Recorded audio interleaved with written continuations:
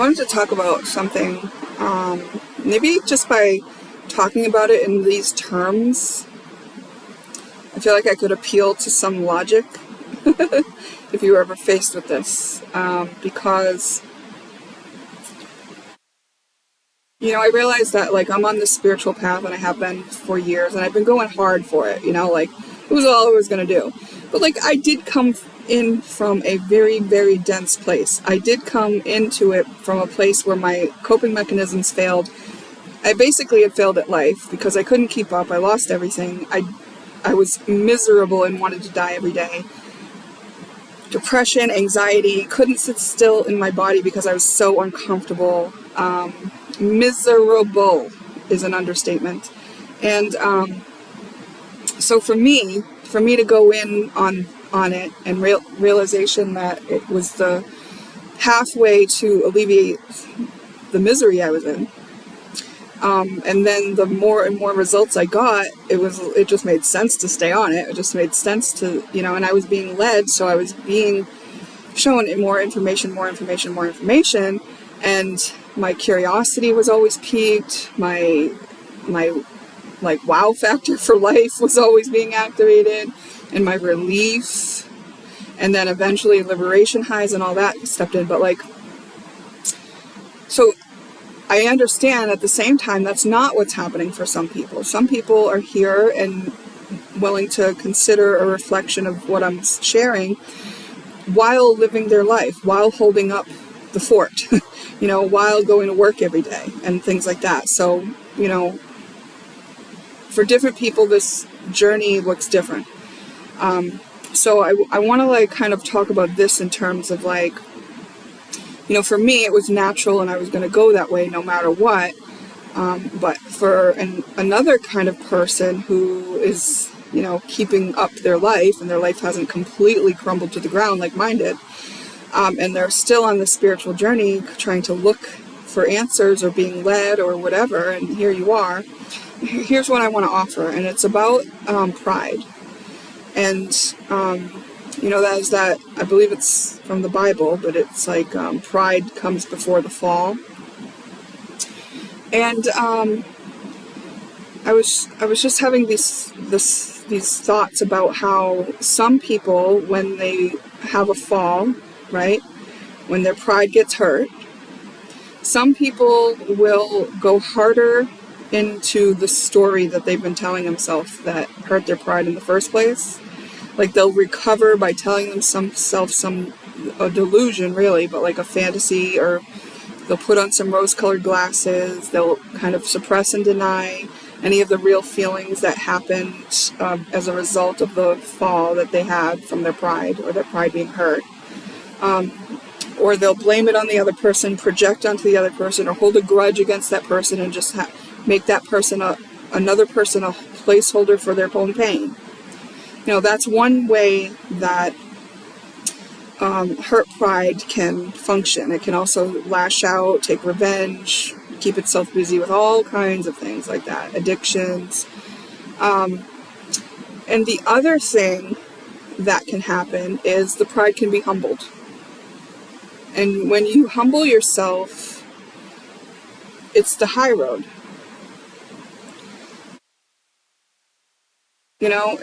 And to me, the way I was approaching this journey, it was the natural next thing to do, was to humble myself. I didn't make an enemy of my ego. I appreciate my ego and everything that we've been through, And I also appreciate that my ego got on board with humbling us along the way. So, in the beginning of my journey, I can remember coming across the concept of humility.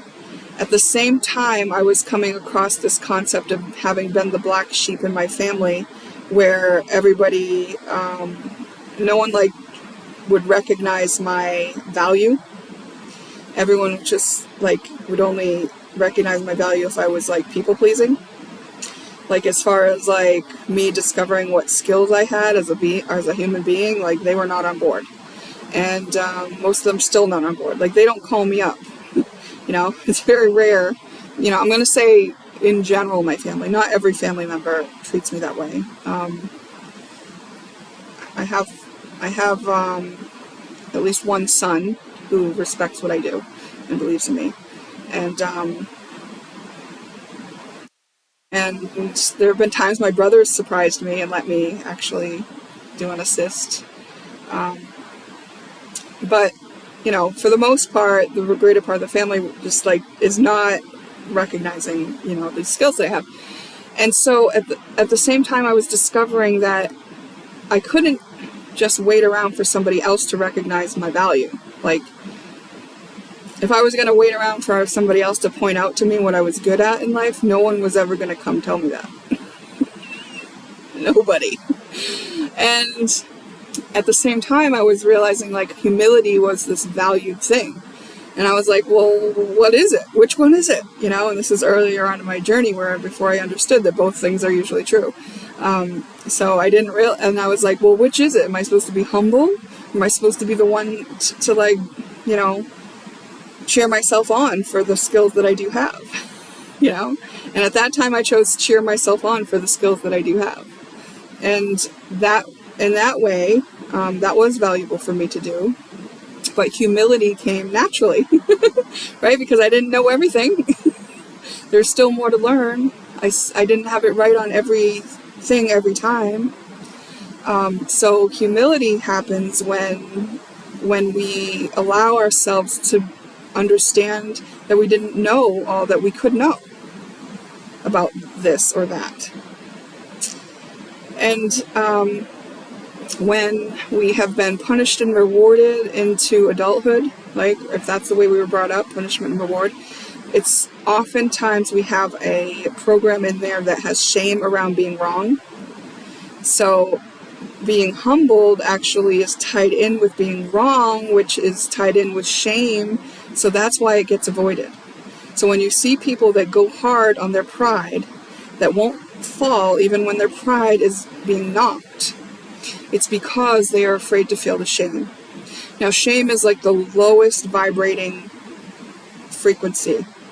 So it's a very scary place for humans to be. And it's not fun, and it doesn't feel good, and you feel very alone, and like you're not okay, and all that stuff. But like, if you are present with those feelings too, while promising not to hurt yourself or anyone else, then you can pass through shame too, and you could be immune to shame anymore, right? When you get good at this, when you process all your feelings, it's like you start to see yourself as a human being who's learning through trial and error at times, you know? Like, that if you knew everything, that you probably wouldn't even be here. Because you'd just like, you know? So you've got to allow yourself to make mistakes. And so when you're having, like, when your pride is being hurt, or you're having to be humbled, when you're finding out that you didn't know what you didn't know, there may be a need to go into the part of self that has been brought up with punishment and reward parenting, or that has been brought up thinking that it's not okay to be wrong.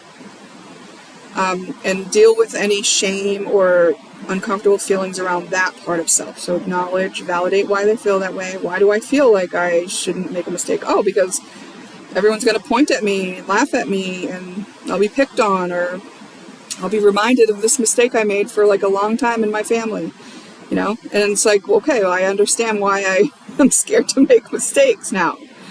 And then you accept that this is the case, okay? And now I'm present with what it feels like to be pointed at by my family, to be made fun of if I make a mistake, to be thought as lesser or not knowing, or to be thought of as wrong, or be thought of as something worth laughing about. Like, I'm just the one who loves me, even if people feel that way, and even if I feel that way. And it's like a little magic thing that happens right there. That's called alchemy. And now you're taking what you could have used against yourself, what you could have sabotaged yourself with, and you are alchemizing it into the reason that you love yourself. No one can take that from you. Now, if someone laughs at you when you make a mistake, maybe you laugh with them if it's funny. If it's not funny, you just observe that they are humored by that, and that's okay. It doesn't hurt you. It doesn't make you feel a thing. It doesn't change how you feel about yourself, because you're the one who loved yourself, even if that comes up, you know?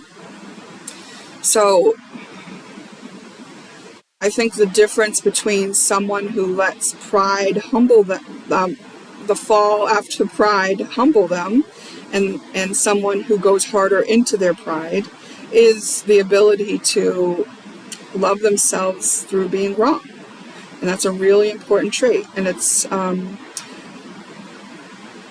like a gift you give yourself. It's a reparenting of the self with the method of parenting that you really needed, which was the unconditional love kind. The kind that says, you can fuck up and I'll still love you. You can do it wrong, I still love you. You don't have to know everything, I still love you. You know? And thank goodness we don't have to know everything, because we would be probably more on the bored side if there was nothing ever to learn that was new. You know? Okay, that's my thoughts about pride, the fall, and the ability to get back up humbly.